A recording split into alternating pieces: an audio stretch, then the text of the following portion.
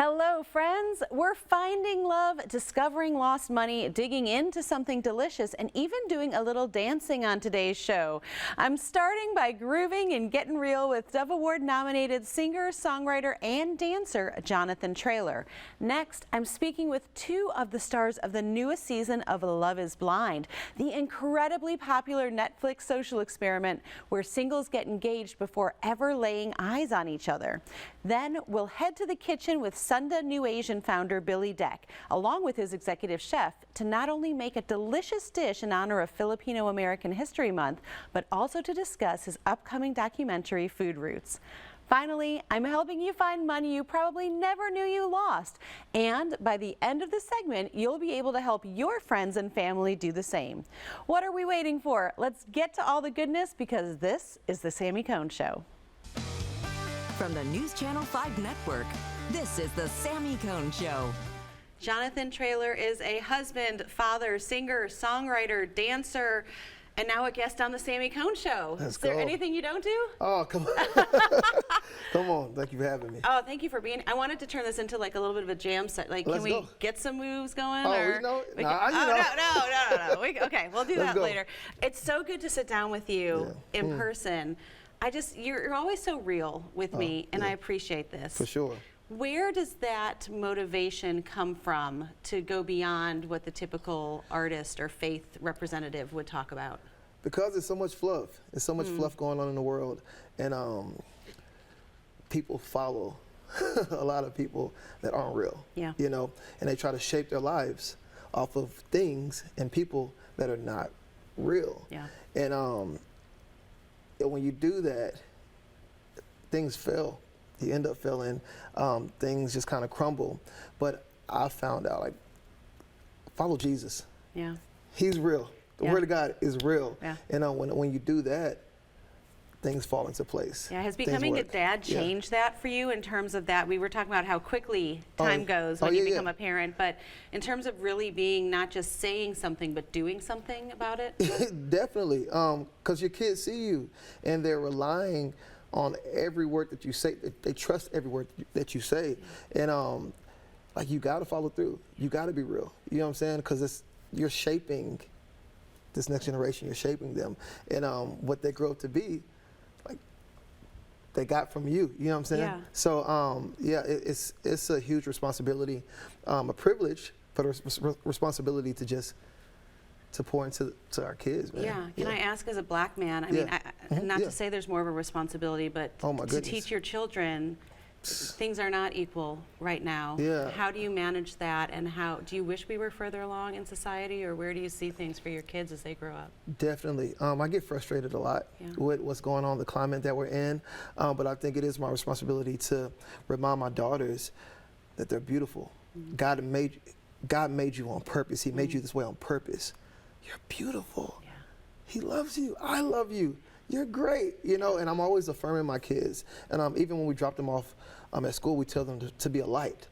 And I know, like, being a black man, especially sometimes in these spaces, it's my responsibility to always point people back to God. And yes, I'm in environments sometimes where it seems unfair, where things are kind of weird. I'm looked at crazy. What are you doing here? Do you belong here?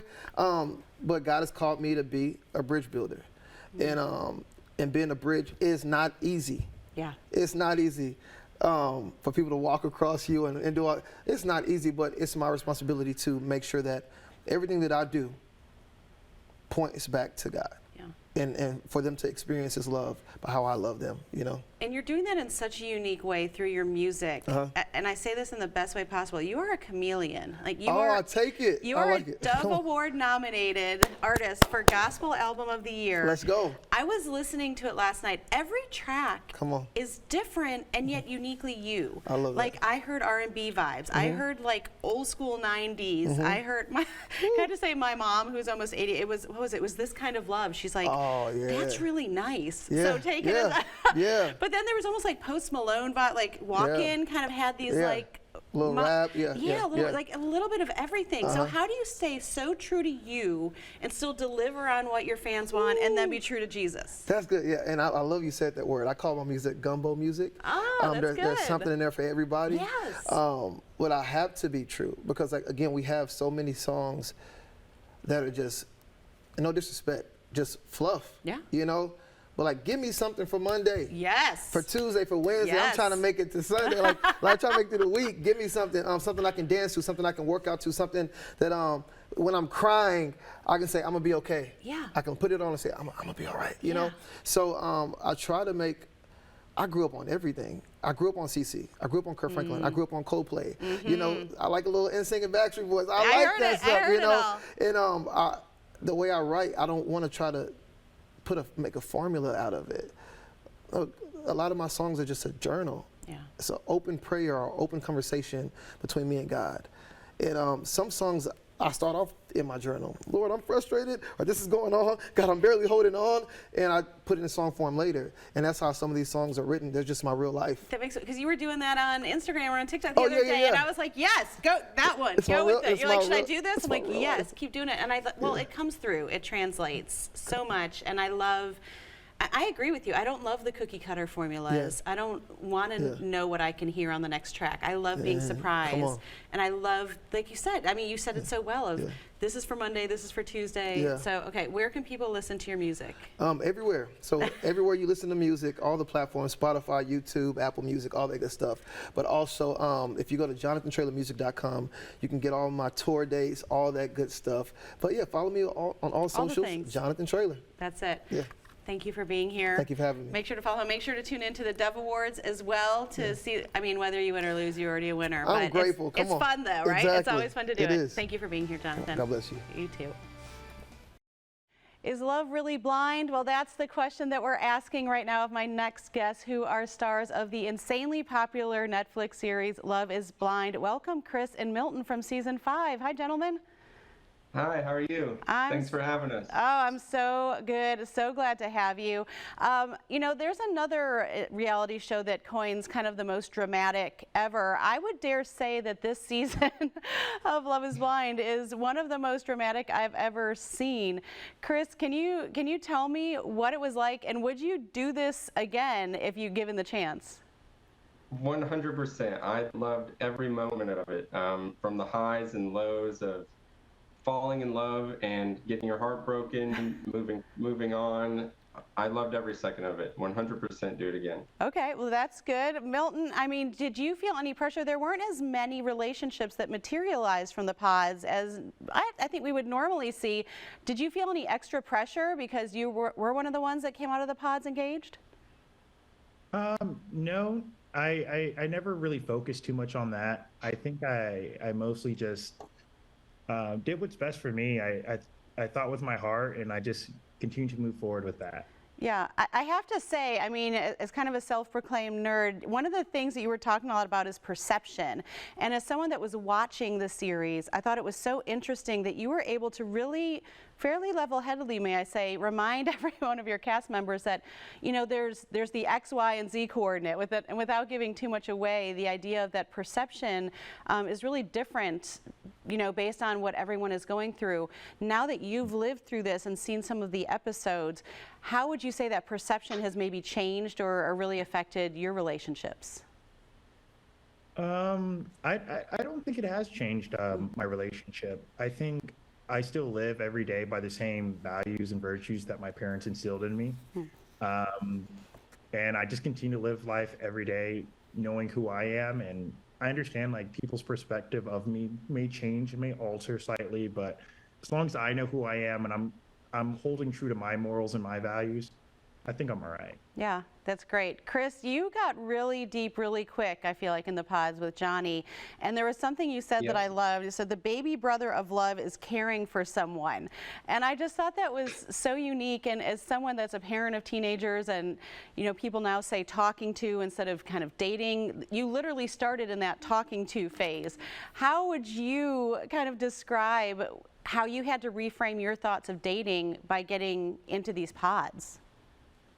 Yeah, the whole experience, I went in knowing that I'm going to give my full self, 100%. You have to be open and honest, even though it's going to be live for the nation. Once you start falling in love and meeting someone on the other side of the wall, all the cameras and everything else blurs out. You just hope that the person on the other side accepts you for who you are, and that's what I learned most through the whole thing, is just be open and honest about who you are, what you want, and you'll find the right person.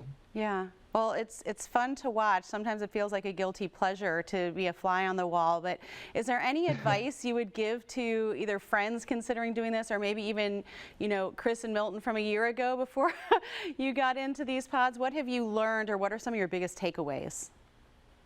I've learned that, I've learned that, like I just said, be your true self. Don't hide back anything about you that you want your partner to know about. That's how you find the person of your dreams and your life partner, is be true to yourself, be true to others, and give your full life to somebody. Yeah, Milton, what about you? I would say, like, be fully vulnerable and willing to immerse truly in the experiment.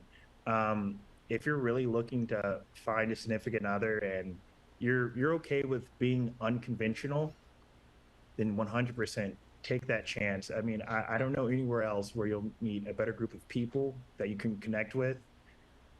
Whether you find your person or not, you will come out of those pods with a better understanding of who you are and what you need. That's great. Gentlemen, thank you for joining me on the Sami Cone Show today. Everyone can catch the finale tonight on Netflix. Chris and Milton, it's been a pleasure watching you, and I can't wait to see how it all ends up. Best of luck to you all. Thank you for having us. Thank you. Have a good one. You too. If you're someone that connects to your family's history and heritage through food, you're going to love my next guests, Billy Deck and your executive chef, Mike Morales. Mike Morales. The man, the myth, the legend is in the house. Yes, and I mean, people know you from TV, they know you as an entrepreneur, but you are not only the co-founder of Sunda, we can add filmmaker to your... I know, this is my first one. Okay, so let's start with what you know Yes. food. We're going to make pancit Canton. Pancit canton. First of all, you said that perfectly. Some people call it pancit. You said it perfect. Well, thank you. You I may must have be had- from the islands, partially. Can't you tell? I think. Can you tell? You're probably our cousin. Let's. Aren't we all cousins? Yes, I feel like we are. I feel like we are. That's Okay. what's so beautiful about Well, it. let's start cooking, and then we'll do some more talking. So, Okay, great. So in a pan, we're going to add a little bit of canola oil. Okay. And then lapchang sausage. So this is Chinese cured sausage. They usually dry it for long periods of time. But we're going to start that cooking so the oils come out. Once it's going, we're going to add a little bit of our onions. You know how you start dishes and you sweat the onions? Yeah. This is that moment right here, and the sausage has got all this great spice and sweet, and it just sort of integrates into the dish. and can I use a little bit of a cheat code since I got to see the movie Food Roots already? You said that your grandmother's sausage was a little different than what you use now, You right? know, there's so many different versions out there. The islands of the Philippines, I mean, 7,641 islands of the Philippines. And so I never knew that. they have so much access to different types of spices and other cultures. You see that we're using a Chinese sausage, and that's okay because this is actually a Chinese-inspired pancit. Okay. Pancit is like our national noodle dish. Okay. And There's like so, 3 variations of yes. Oh, interesting. And this one is a really special one. By the way, it was just my mom's birthday a bit ago, and she has to have this every birthday. Oh, Most people interesting. do because long noodles equals long long life. life. So Very good. you're basically sharing health food with everyone love and it. making them live longer. All right, Mike wants to add some more things in so that we Go get for to it, the whole Mike. recipe. So we get going. I'm just going to Okay. add a little bit more oil. Okay. We're going to add some shrimp. Yep, Love and it. we've pre-cooked the shrimp. Okay. So, and really you could use a lot of different I was gonna proteins. If you had say, chicken, whatever if you you've had got on steak in the hand. fridge, but this is the real deal way. Love And it. then we're going to add our canton noodles. These are like egg noodles, Okay. Mm-hmm. but a little bit thinner than your lo mein. And are those pre-cooked as well, or? You know what's great about these, and you laughed at me for touching them, is because I like we make sure that You're they're not supposed to call me out on what know. happens No, behind no. this head. But that's a great point. Is why are we touching the noodles? I want to make sure they're dry because dry noodles then soak up all of these amazing flavors and the sausage, and then also this special. This sauce. is our canton broth. So it's basically a fish stock with shrimp, fish sauce, and achote. Okay. I feel like it's going to be better when it's in that vessel too. Like the sauce is automatically gonna. do better in our little tiki vessel there. Yes, We've got. that gives it extra. That's what gives it extra legitimacy. Okay, well, I can't. So while we're doing this, we've got just a couple minutes left. You have a new documentary called Food Roots that is really a love letter to your family through the kitchen. Yeah, forever I wanted to learn the recipes of my elders and my ancestors. And randomly, on one day, 2 of my last 3 elders died on the same day. And so I dropped everything in Nashville and went to the other side of the world, to the 7,641 islands in the Philippines, to learn the recipes of our ancestors. You got to see quite a bit of the adventure, and we came back with all sorts of dishes that we now at Sunda elevate to a higher level, like we always do with our new Asian cuisine. We take traditional favorites and elevate them. Amazing. Yeah. Okay, so we're going to take some of the fresh vegetables now and add them. So a little bit of carrots, Napa cabbage. Can I do I just did all of it, so I green hope it was all of beans. it. It's okay. We're feeding a whole family. For all you carrot-forward folks, use the whole bowl. It's amazing. So Napa cabbage, green Yes. beans. These we look have some so carrots good, by in the there. way. Green beans. Yep. Okay. Ooh, and you had some bok choy in here, Bok which choy, I is, love it. Okay. like a extra So you're going to flavor cook this Chinese. down until all the liquids absorb, and then Yep. we're going to add a little bit of oyster sauce. So this is the salty and for color. Yep. And then we're going to pretend that's all done because we want to make sure we show little the bit of finished pepper. product. Can't we just sit here for 6 more minutes? And Totally. Just let Yes, those it's, out? it's the Billy Duck Show, everyone. Welcome. We're Good, because I have stories to keep us going. No, as you can see, it's very colorful. Yep. We added the vegetables in last so they stay crisp and crunchy, and you've got your proteins, and this is just a fam favorite. I love it. So- And as you mentioned, it's Filipino American Heritage Month. So as we Yes. plate this, we're going to just mention that I think being able to see something like Food Roots, you're going to the Newport Film Festival, the Chicago Film Festival. Yeah, and then all around the country. All around the So country, You can go so- to foodrootsfilm.com. Probably on your website too. You'll have the Absolutely. recipe for We will. this dish and all the things, and also tickets for the documentary. And you'll see a lot of this food in the documentary. This is a crispy pata, which is a confit pork shank, and then lumpia, which is a Chinese-inspired egg roll. So good. And then, of course, we have all sorts of things from around Southeast Asia, our sushi bar, sushi, rolls, and other. Absolutely. So want So to plate pretending this is done, Yep. that? Yep. 'cause it almost is. We're going to almost do done. that. And yep, so I'm Nice, going to. colorful, and then we're going to slip pork belly right on top. So good. But I'm going to let you finish this while I tell people to make sure to head to samicone.com for the recipe. Food Roots Film you can follow on Instagram and to get tickets. But really, it is a beautiful, beautiful movie. I think that anyone can relate to if you want to really get in touch with your roots. Bring your whole family. Billy and Mike, thank you so much for joining me. sweet. And go Thank to you. Sunda here. Yes, right and here in the Chicago, Gulch. but also in the Gulch for sure. right here in Thank the you guys Gulch. for joining us. We Love get to to dig see you in now. there.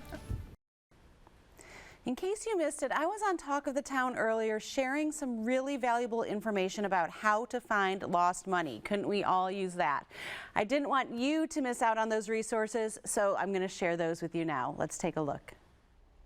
All of us could use a little extra money these days. Sami Cone is here to show us how to find money that we didn't know that we lost, which sounds crazy, but you say it's true. It's a thing. Yeah, we don't know. I mean, I always tell you guys, look through, return things you need to return, right? All those things in your house. But this is money maybe you left behind. Think about maybe a deposit you didn't collect from an apartment from a long time ago, or overpaid insurance, or even things from the IRS. There's a lot of money that they're not maybe rushing to tell you about, but it's there waiting for you. You just have to know where to collect it. Okay, so you know where to go to collect it. Tell us about some of the places that we can just log on to and kind of see if this is something that we have sitting out there. Yeah, so the first place you want to go is unclaimed.org. Okay, so that's kind of the main government website. And what you need to do is you go in, and it's simple. You're just going to type in your name, and then you're going to type in your state. So you're going to go state by state. Now, this is important because perhaps you were born somewhere. A lot of us aren't from Tennessee. So you want to make sure that you actually go to the different states. And then the other key, especially for us ladies, is to look at your different names. Okay. So maiden name, married name, an alias, a nickname, even, sometimes even just an initial. So I always say start broad and then kind of Narrow it filter down. Yeah. Got it. So anywhere that you have potentially lived, you need to check on that website if you've got money there. Exactly, Okay. exactly. So you're going to do that. And then I also say check for relatives as well. I could not believe how many things we found for parents, in-laws, older grandmothers, things that, again, they weren't on the computer, right? These services weren't around, 30 years ago. Yeah. And now you'd be surprised, again, whether it's a pension, whether it's a disbursement from an old employer. We're not talking necessarily thousands of dollars all the time, but if you can get hundreds of dollars, it's just sitting for you. Yeah. It's worth it. Yeah, you need to go and grab it. Yeah. So the unclaimed.org, you say, kind of has some layers to it that also you should check. I'm so glad you said that. Yeah. So again, you start there, but then you can also do a Nashville search. You can go to Claim It TN to do a Tennessee search. So there are different websites within that unclaimed.org, Okay. but also you might want to just do your Google search for Tennessee unclaimed property or Tennessee lost money. I've got these all on samicone.com, but you want to make sure to do all the different layers, all the different names. So it's a little bit of an online treasure hunt. So say you do go on and you find that someone has some unclaimed money, you do, or it's a relative, how do you go about getting it back? Yeah, so you're going to need to know Social Security number. This is good and bad, right? It's because it prevents someone from just claiming it under your name. Yes. So you need to have some identifying information. So chances are once you find that initial layer, you're going to have to verify an address. You're going to have to verify, like I said, a Social Security number or something else to prove that it is in fact you, and then match who you were then or where you lived then with where you are now so they can get that check to you. Talk about treasuryhunt.com and what that does. Yeah, so you want to also, if you think about like the IRS, any past refunds, anything like that, there's also property. So besides just income, there could be property that could have been in your name, in a relative's name. So that's where it goes, that extra layer to get anything that could be owed to you by the IRS or even beyond just money. Okay, so and that website was Treasury.gov or treasuryhunt.gov. treasuryhunt.gov. Okay, Yes. so many things that we need to check. And real quick know. before we go, Yeah. you got some information about free college scholarships. Yeah, again, we're talking about free money. Sometimes it's not money that was owed to us, but there's a lot of searches you can do for free college scholarships. I have a child in college, and so making sure that you use those same parameters, but search, female living in Williamson County, female studying engineering in Tennessee, male of first-generation Americans. Those types of identifiers are going to cue you into scholarships that wouldn't just be from the big organizations that you'd normally find.